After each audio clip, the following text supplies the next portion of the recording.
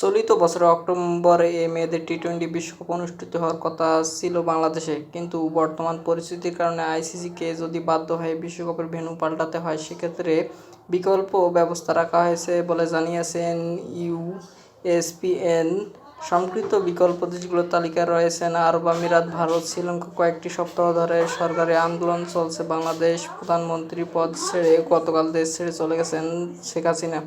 দেশে পরিচালনার জন্য গঠিত হবে এ পরবর্তীকালীন সরকার।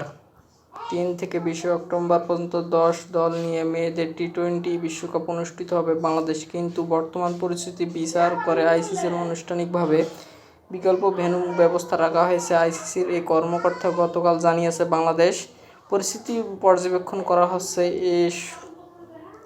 সব রকম সম্ভাবনা ধারা খোলা রাখা হয়েছে। বাংলাদেশ ক্রিকেট বোর্ড বিসিবি তাদের নিরাপত্তা সংস্থা এবং আমাদের স্বাধীনতা নিরাপত্তা পরামর্শের সঙ্গে নিয়ে আইসিসির ভালোভাবে পরিস্থিতি পর্যবেক্ষণ করেছেন। সব অংশগ্রহণকারীর নিরাপত্তা ও ভালো থাকাই আমাদের অঙ্গীকার। মেয়েদের টি-20 বিশ্বকাপ অংশ নিতে যাওয়া 3টি দেশের সরকার এরই মাধ্যমে তাদের দেশের নাগরিক ও বাংলাদেশের সফরের ব্যাপারে সতর্ক করেছেন।